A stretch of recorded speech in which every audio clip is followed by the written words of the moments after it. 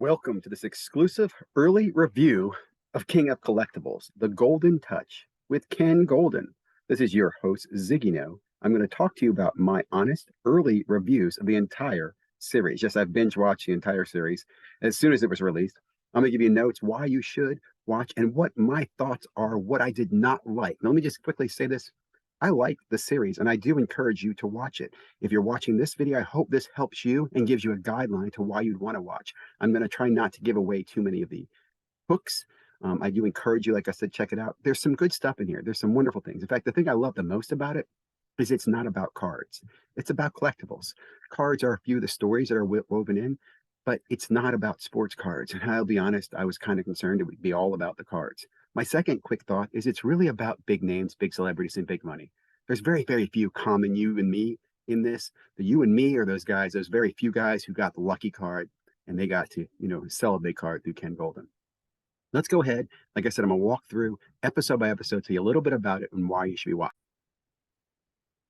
Let's start with episode one, Hail to the King. Well, highlights of this, I like how we get a good introduction, who the players are. First was you get to really meet the staff who works with Ken Golden. I guess it's an exclusive few people that he's using. He even has some hired guns, some hunters that go out there. You meet these two guys, these dudes, and they bring back in the first episode a collection of Beanie Babies. I thought that was very interesting. The Beanie Baby sale is to help them get to this guy's collection of baseballs, signed baseballs.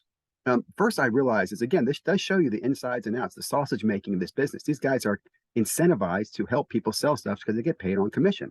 Who doesn't love commission? I know I do. So, some of the big items they talk about the Jackie jersey. This is Jackie Robinson, his jersey, and finding that, selling it. There's also a discussion about the triple logo man comes in this in the first episode, the hunt for it, about the popularity of it, which I liked hearing about that. And the one point I will say that I took away from it, there's a comment about a $10 million jersey will double in 10 years. Well, that's interesting. We'll see if that happens. And the other comment that really kind of got me was they showed a raw, I know what it was. He's opening cards with Drake to go after the Logo Man. When Drake doesn't hit anything in the Logo Man, he gives him a box. I assume he gives him a box of 86 Fleer, and in that he pulls a Jordan. And they show an appraised value of 350,000. I don't like that. I mean, first of all, it's a raw card. It's not a 10. We know how hard it is to get a 10. There aren't going to be new 10s. That's not a $350,000 appraisal. So there's a lot of that type of stuff in the series that kind of set the bar right there. I'll point to that later on. But again, love first episode, little cliffhanger to get you watching the second episode. The second episode starts with this guy. Again, what Ken's trying to do is he goes after major collectors and tries to get them to sell off parts of their collection. And one of the guys is a soccer guy, and he's trying to get the guy to sell off one of his soccer jerseys, Messi soccer jersey they ripped off during some championship game. And he tells the guy, look, you can buy it back. That's one of the funny things I'm thinking to myself. Think when he's saying is, look, let me just make some money off of your jersey. Let me make some transactions off it, but you can buy it back later on when you're rich. That just rubs me the wrong way. But hey, it is what it is. The jersey does sell. They give you information about the jersey. Also, there's an Apple One computer in episode two, which again I thought was pretty geeky cool. And a little history on that. And again, it kind of shows you the broadness. This is not about sports cards. It's about everything collectible. You don't care. Apple One, the first computer. There's also one of the first stories of a young man who comes in with his mom, and he has the Curry gold rookie card, 1 of 50. 1 of 50. It's number 1 of 50. And here's the part that I love. The kid tells him he's got a cash offer for 150.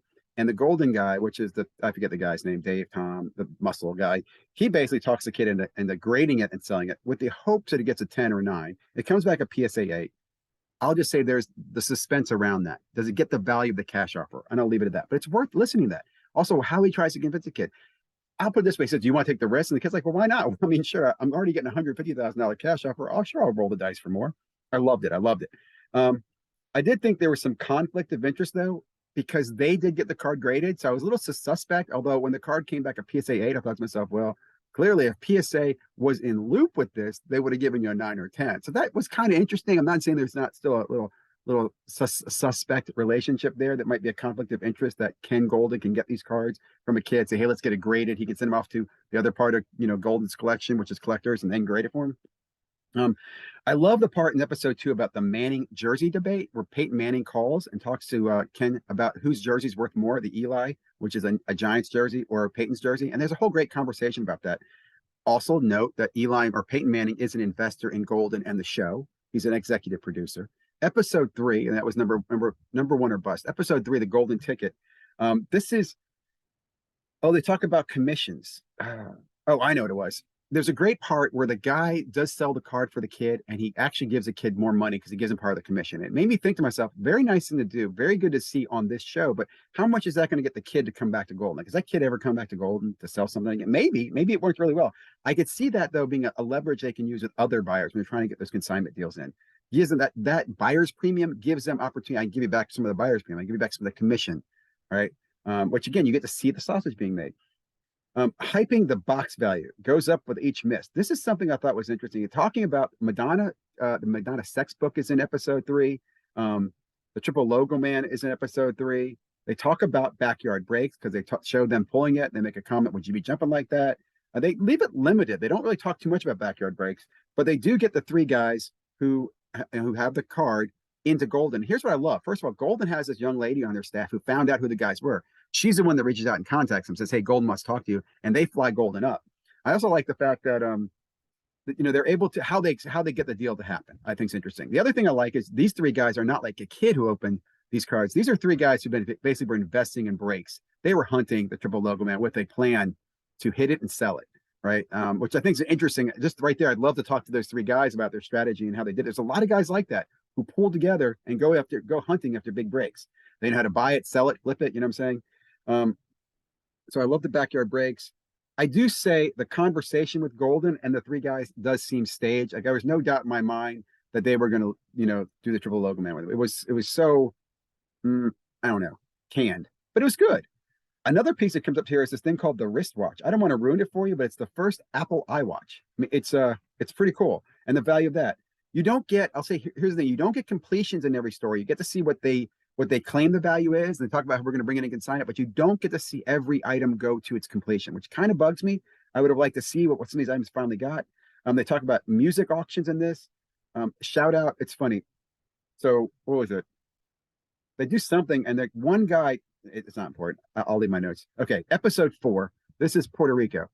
One thing I found out is Puerto Rico's got a lot of major collectors down there. So episode 4 closes with the Logo Man closes, and they show you the value of that, which if you know what that, you know what happened there. But it's pretty interesting the way they spin it. They also talk about Pokemon, the Jordan jersey, and they talk about this Tomba. I'm not going to ruin the guy's name. The super collector of collectibles. Like we're talking like he's a guy in Puerto Rico. He runs a bunch of Puerto Rican stores. You'll find his name in there. But it's really interesting because he's a major collector, and Ken takes his daughter down there on a jet to meet with him. And he even says, I'm bringing my daughter because this guy's a family man. The guy even says, I'm glad you brought your daughter. I'm a family man. And they do this deal. And here's the real thing. The guy wants cash. He wants cash for his collection up front. That's one thing I can see is that a lot of things what Ken Golden and auction houses can provide you is they'll give you cash right away, regardless of what the auction happens, right? So you think it's a set for $1 million, they'll give you cash now, $250,000 cash. And that's what people want. They want to play in that cash. So I can see that being very interesting. One thing that comes up in episode 4, and I'm just questioning about, and I'd love to hear more about this, maybe I'll do a separate video, is photo matching. So much of this stuff comes back to photo matching. Oh, I photo match this jersey. I photo match this shoe. I photo match this dress from a Britney Spears thing. Don't you think there's an industry of people making fakes that are photo match the stuff they see historical pictures of? Like they make a bat and they put the scratches like, oh, look, it's photo matched. Like the photo matching authentication seems sus to me. I'm just not sold on that. Ric Flair comes in. Woo! Love the Ric Flair part. It's interesting there because he talks about how you have some people come in and actually validate some of the stuff that they sold previously. And Ric Flair gives you a whole story about that.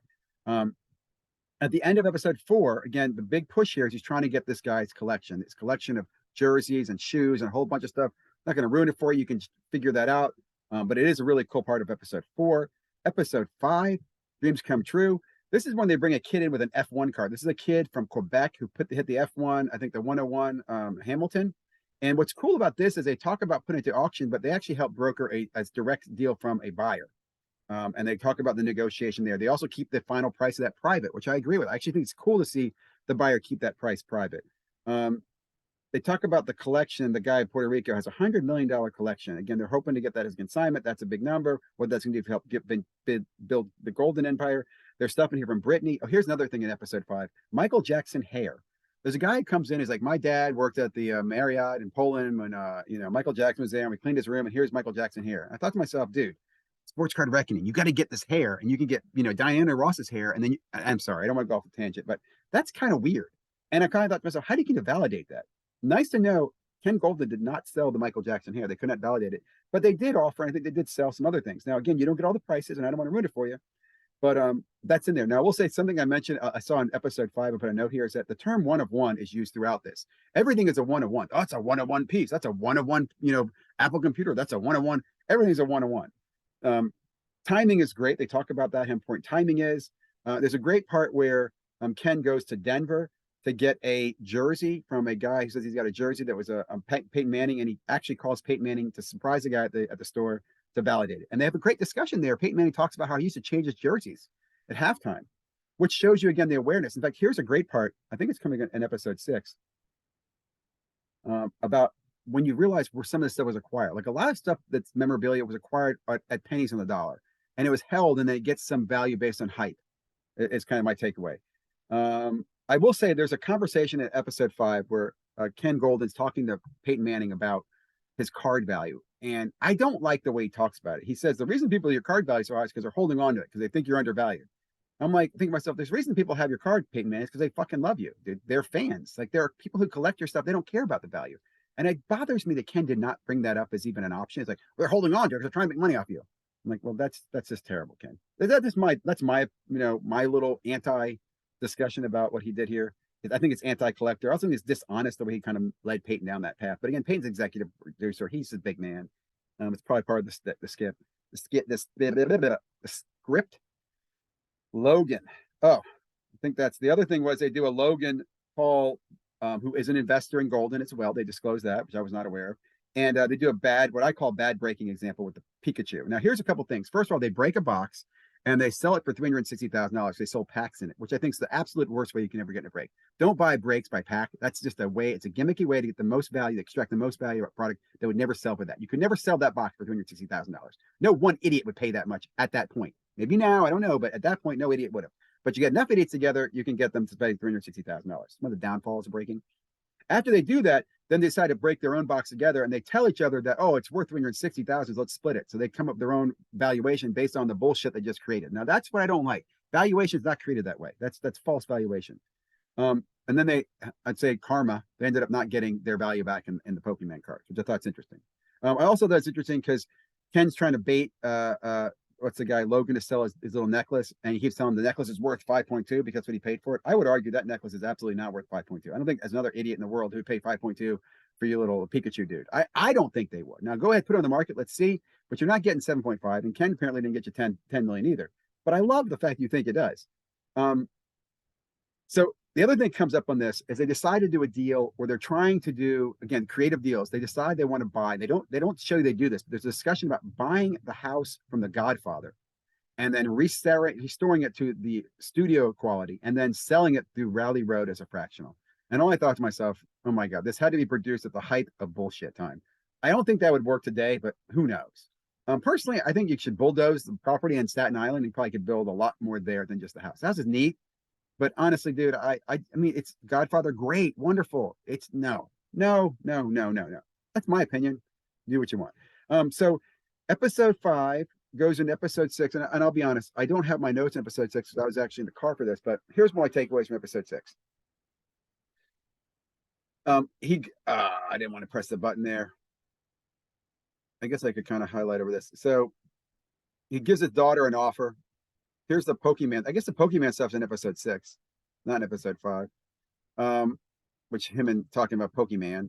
Then this is where oh yeah, I guess the fractional house is in episode 6. Is that right? Am I episode 6? Yeah. You can learn all about that. The key thing I would say in episode 6 that I loved was these two guys I talked about in the first episode who brought them the Beanie Babies, get him connected with Karl Malone. And Karl Malone has the entire collection of where is this? I want to see this. He has all of the jerseys from the Dream Team, right? In this like museum, all the Dream Team jerseys. Guys, think about this. Game worn Dream Team jerseys. They won the gold medal. Here are the Dream Team jerseys, the entire Dream Team jerseys. I think he has sneakers and everything. He has them. Karl Malone has them. And he's looking to sell them. And I'm thinking, he's also selling a bunch of other stuff. Sneakers, jerseys, a bunch of other stuff. He's selling the Karl Malone collection. And that's why Ken Golden's talking to him. But he's going to show them these, they're not washed. They're brought here, put here. Where's the, we see them here?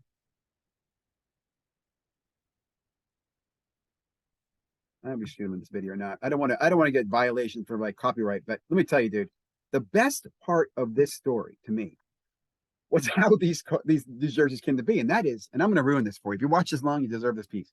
Karl Malone's wife, after the game, went and just picked them up off the floor. As Karl Malone says, like a groupie, she just picked them up, put them in a bag, took them home. Like no one stopped them. They're at the Olympics. The jerseys are thrown on the floor. These guys are all NBA players. It's 1992. They don't think anything about it. Like those jerseys on the floor. We're leaving. Karl Malone's wife's like, let me put those jerseys here. And it's not till he gets home. He said, I think it was sometime later. He goes, wow, we have the freaking Dream Team jerseys. Now, the closer too that I love for this is that in episode 6 they leave you with what Ken has done is he's acquired 2 of the largest, most beautiful collectible collections in the world. The dude from Puerto Rico and all his memorabilia and jerseys and stuff. And then he gets the Karl Malone collection with all the Dream Team stuff. And I'll be honest, I don't know if any of that stuff is going to auction yet. I think some of it has. I'm pretty sure like the Michael Jordan jersey or some of these things are sprinkled out. I think like one of the Russell jerseys, but I don't think the Dream Team jerseys. But it makes me think that he's got all that merchandise, which he tells you in the video how much he paid for some of it too. And we are right now looking into a recession. Wow. What an interesting time for this video. Anyway, I'll leave you this. I will give it a thumbs up.